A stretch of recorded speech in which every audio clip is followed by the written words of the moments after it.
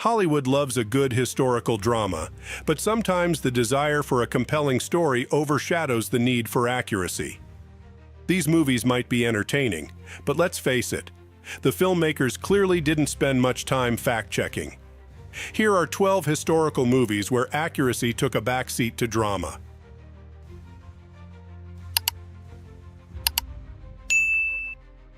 Braveheart. Let's begin with an epic that no list of historical inaccuracies would be complete without. Mel Gibson's Braveheart.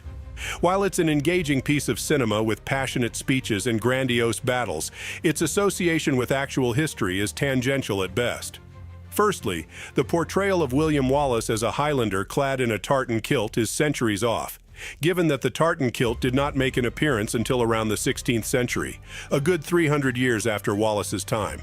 Furthermore, the depiction of the Battle of Stirling Bridge without, well, the actual bridge is a glaring oversight. It's like calling a movie Titanic and forgetting the ship. A rebellion has begun. Under who? William Wallace. He rallies new volunteers in every Scottish town. We come to fight and to die for you. Stand up, man, I'm not the Pope. Another Mel Gibson classic, The Patriot, might have stirred our emotions, but it also played fast and loose with historical facts. Gibson's character, Benjamin Martin, was based on Francis Marion, the real-life swamp fox of the American Revolution. However, the film conveniently omits Marion's slave ownership and paints him as a family man opposing slavery. The biggest historical stretch, though, might be the film's depiction of British soldiers as ruthless, church-burning monsters, a claim that has no historical basis.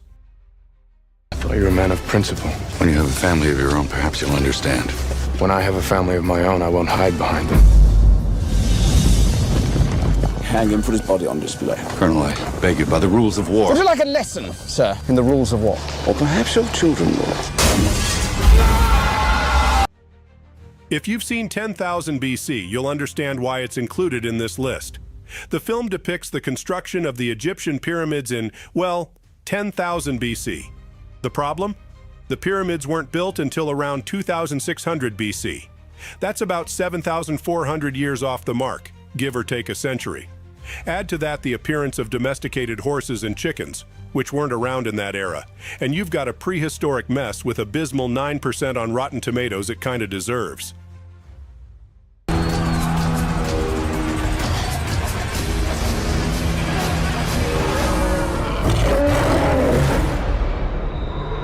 We always believed we were alone in this world. This one will lead our people to a new land. 300 is a visually stunning film that has spawned 1,000 gym memes, but accurate history, it is not.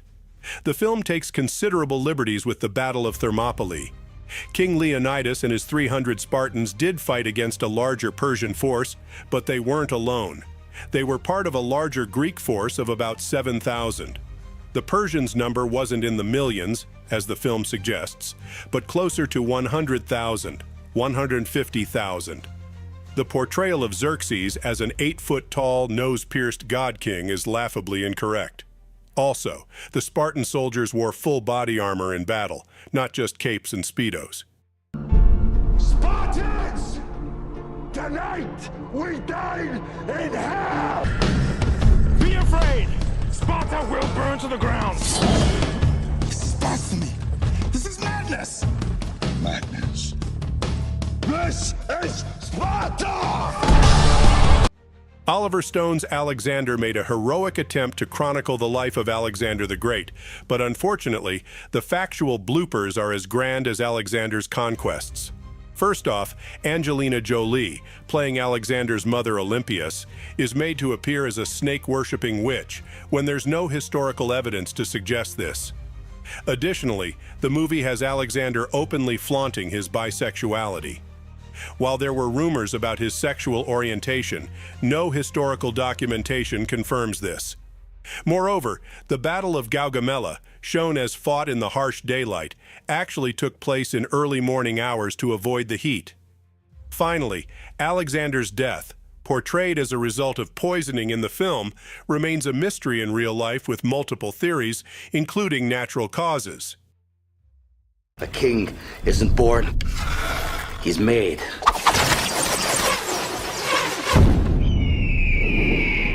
What would you do if you ever reached the end of the world? Never will there be an Alexander like you. Alexander the Great. Ridley Scott's Gladiator is an undeniable cinematic masterpiece, but falls short when it comes to historical accuracy. The protagonist Maximus Decimus Meridius, played by Russell Crowe, is entirely fictional, as is Commodus's depiction as an inept, whiny emperor. In reality, Commodus ruled for a good 12 years and was known for his athleticism. The film portrays Commodus's death in a gladiatorial combat, whereas he was actually assassinated in his bath. Additionally, the movie showcases an early version of the Praetorian Guard, Rome's imperial bodyguards, as corrupt and loyal only to the highest bidder, which is a gross misrepresentation. Tell me your name. My name is Maximus Decimus Meridius. Commander of the armies of the North. Loyal servant to the true Emperor, Marcus Aurelius. Papa! Father to a murdered son. Husband to a murdered wife. And I will have my vengeance in this life or the... The 2004 film King Arthur makes a brave attempt to depict a historically accurate Arthur, but ends up muddling things more. The film is set in the late Roman Empire and posits Arthur as a Roman officer. The problem? The Arthurian legend originates from the Middle Ages, centuries later. The movie's Saxon invaders also arrive too early on the scene. And let's not forget Guinevere, who appears as a skilled warrior woman. While it's a cool concept, it's not one found in any historical texts about the period. My father told me great tales of you. Fairy tales. People so brave, so selfless that they cannot be real. Arthur and his knights. Disney's Pocahontas might be an entertaining animation, but it's a historical mishmash. In the film, Pocahontas is a young woman when she meets John Smith, whereas in reality, she was about 10 or 11 years old. That's some stuff they clearly couldn't show you, though. Their romantic relationship is also a fabrication, as the real Pocahontas married John Rolfe, not Smith. Plus, the villainous Governor Ratcliffe is shown leading the Jamestown expedition and causing conflict with the Native Americans, when in fact he arrived later and was more of an unfortunate leader than a villain. Hello, John Smith. The tree is talking to me. Then you should talk back. He's handsome, too. Oh, I like her. Bookworm has asked to seek your hand in marriage. I think my dream is pointing me down another path. What are you doing here? I had to see you again. You'll be turning your back on your own people. I can't leave you. The Last Samurai provides a fictional account of an American military advisor embracing the samurai culture he was originally hired to destroy. While the film beautifully showcases the Bushido code and the samurai way of life, it misses the mark historically. Firstly, the character of Nathan Algren, played by Tom Cruise, is entirely fictional. The Satsuma Rebellion, which forms the movie's climax, involved many more samurai, not just a band of warriors. Also, the samurai were not the Luddites they are shown to be. By the late 19th century, they had actually started adopting Western weaponry and tactics. Lastly, the portrayal of Emperor Meiji as a weak puppet controlled by his advisors is highly inaccurate. He was actually a strong, modernizing leader.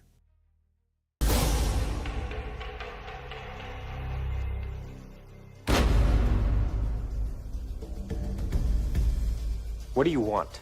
To know my enemy. I've seen what you do to your enemies.